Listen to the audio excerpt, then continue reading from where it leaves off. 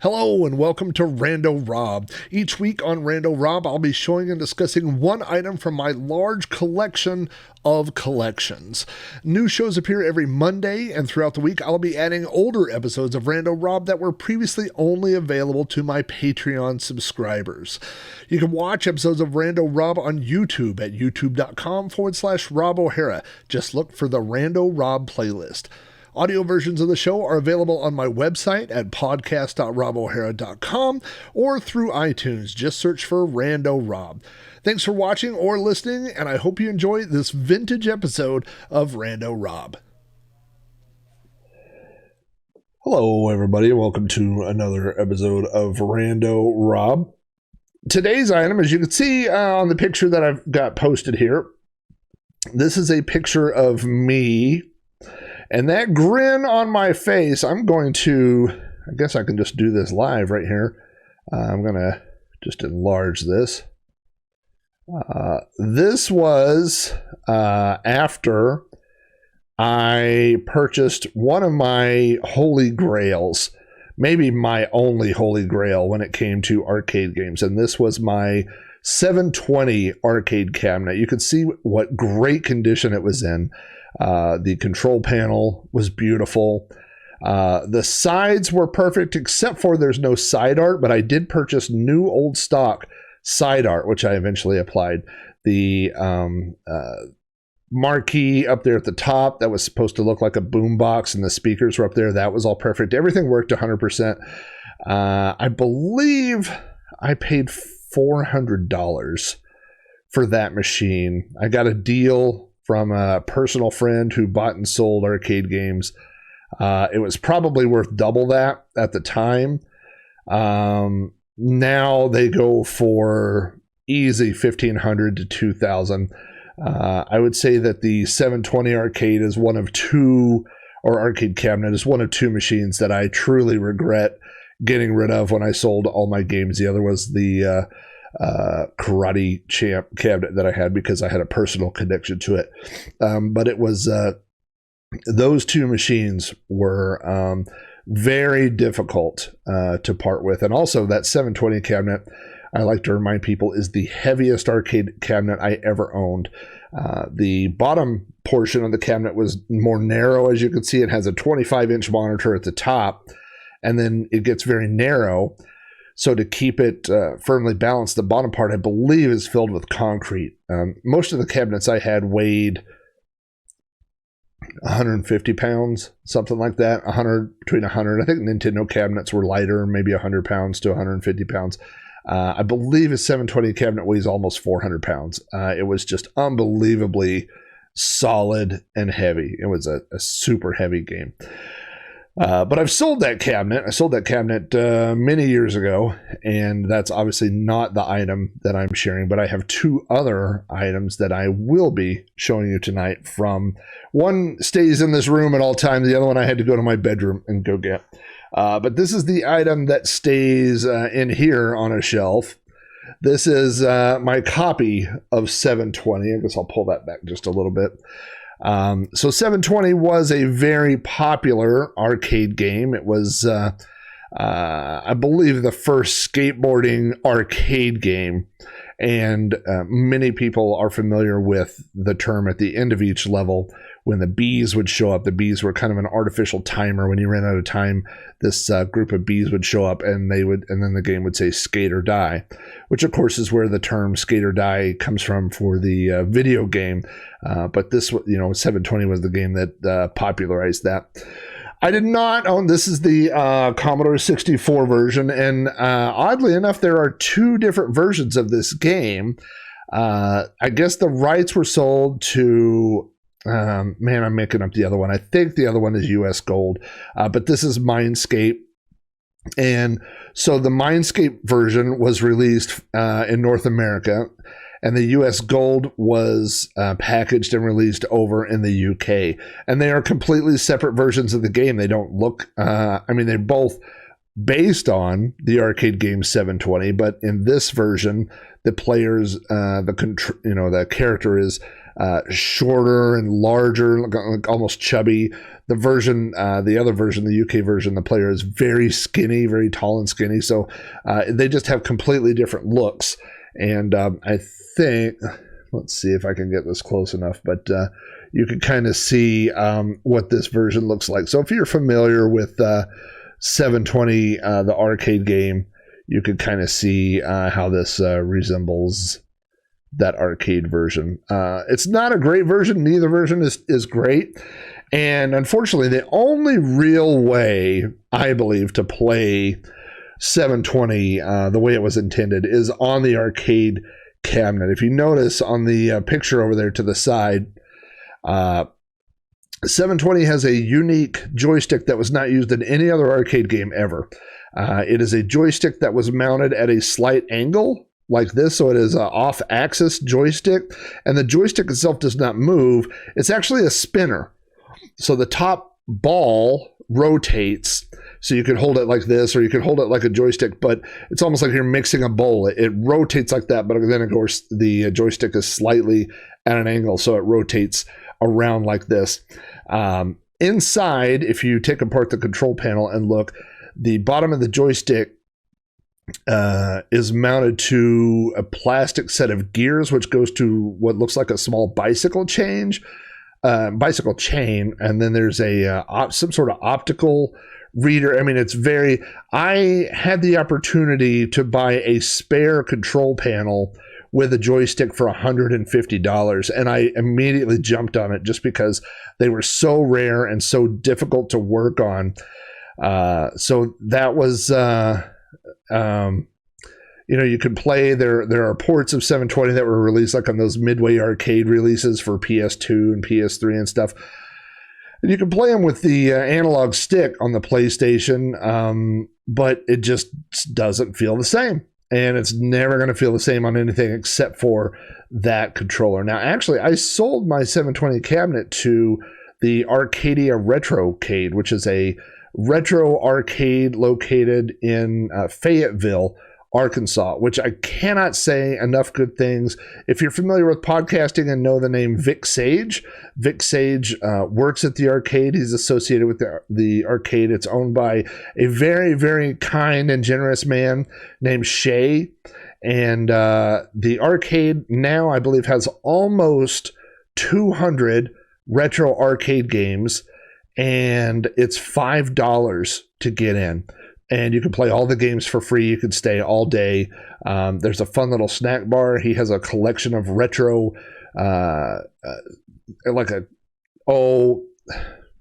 just all kinds of retro stuff on display.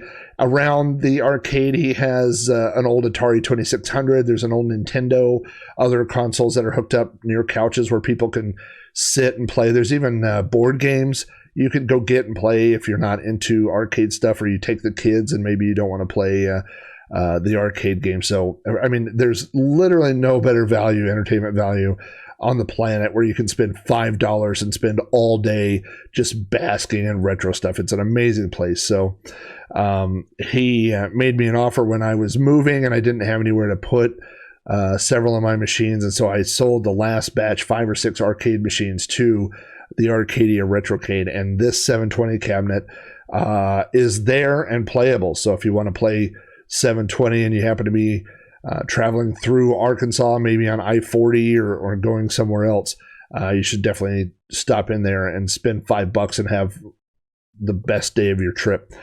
So anyway, again, I played this as a kid, but I did not own this original copy of 720, which technically the name of the game is 720 degrees, and it refers to a maneuver where a skater would go into the air and spin twice, which at the time was a made-up maneuver. Nobody had ever pulled off a 720. The most anybody had ever done was I'm pulling out my skateboard knowledge here, was a 540, which was dubbed the McTwist because it was first pulled off by Mike McGill. So in the days of skateboarding, if you were the first guy to pull a trick off, you got to name it. So that's why it's the McTwist, because it was Mike McGill. So nobody had ever done a 720, and I believe Tony Hawk was the first person to do a 720 in a competition. I know he was the first person to do a 900 and land it in, doesn't count if you do it in practice. You had to land it in a competition, and he was the first one to do that. But at the time, no one had done a 720, and so it was kind of named like, something that had never been pulled off before. So I have a long history and infatuation with 720. There was, I remember going to an arcade in Norman with my friend Justin, and there was a 720 machine there, and I would play 720, and the graphics were I just loved that era of specifically Atari 16-bit graphics. The music is great. In fact, this had an entire soundtrack of different songs that played in the different parts of the game. And if you got the Commodore 64 version on cassette, the game is on one side of the cassette, and on the back side is the entire soundtrack from the arcade, which you can find now online in MP3 format. That's what I have. But in fact, I used to have one of them as a ringtone on my phone for a long time. So I've been playing 720 ever since it came out. I did eventually find this version for the Commodore 64, and I did own the arcade game. But there was one other 720 thing, which I don't think most people have not heard of, and very few people have seen. And that is that I guess it was around the time that I got that 720 cabinet. So this would have been in the mid 2000s, 2005, 2006. Nike released a small run of tennis shoes that were related to video games. And specifically, they released one tennis shoe that was done to look like Skate or Die. But the other one that they released was the officially branded 720 tennis shoe, which I was able to purchase a pair.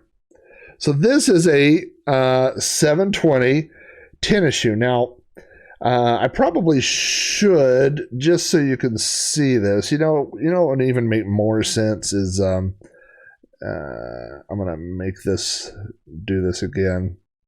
Just kind of doing this on the fly. But I want to point out a few things here. If you look at the arcade cabinet, number one, you have this checkerboard pattern that you can see down here on the control panel. You have the blue right up here, and then in the logo up here, you know what I should do? I'm already doing this episode here. Like we're recording, we're live, but you know what? There's always time. It's just you and me and my friends here. So let's see if I can find 720 marquee artwork. Here we go. So let's pull this up. And if I can make this super large, yeah, I think we can do this. Let's open this in a new tab. Yeah, this is going to work. And then what we will do is with that over there, let's just shoot over to the left monitor here real quick. And now you can see we have the, this is the marquee artwork, but in the middle of it, if I can do this, we have the logo.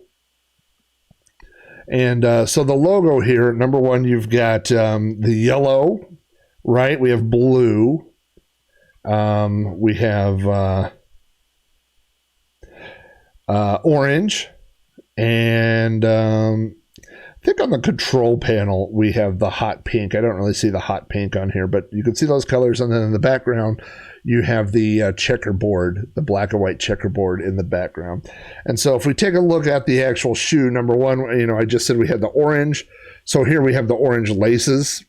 We have the black and white checkerboard on the inside. We have the blue trim around here. We have in this arcade, in that marquee that's up there, I'm seeing red, but I know down on the control panel we have kind of a hot pink. And so that's where we're going to get this hot pink color that they've tied in. And we also have pink and yellow here on the Nike logo. So you can basically see that they have tied in a very spectacular and gaudy 80s fashion. And of course, we have black to match the speaker grills there. And then we have the gray, which represents the actual cabinet. So this 720 shoe right here is really everything that was listed or that you could see on the arcade cabinet. So when I bought these, they sold out very quickly, and I wear a size 10.5, and so I bought a 10.5. And if you go read the reviews on these, everyone says they run a half size small. You should buy up one size. So I have worn these. I've owned these shoes for 15 years, and I've probably worn them 5 times. I actually at one point had them, the laces tied together on the 2 shoes and had them strung over the top of the cabinet just so you could see them there on display.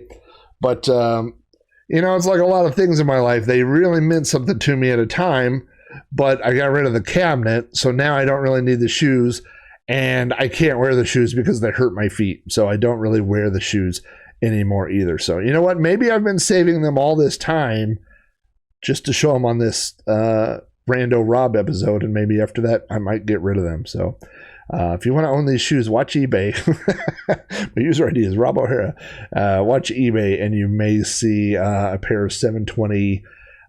Those are SB Dunks. That was Nike's line of skateboard shoes, and I ordered a bunch of different color configurations of SB Dunks at the time. I really liked those shoes, and but that was one that I found, the 720, the official 720 shoe. That were I loved them. I love everything about 720, and I mean, there's not a person on this earth that I've ever worn those shoes in front of, and they were like, "Hey, are those 720 shoes?" Nobody has ever recognized them. I mean, I didn't wear them that often. But I knew it, and so it made me happy. And so that's I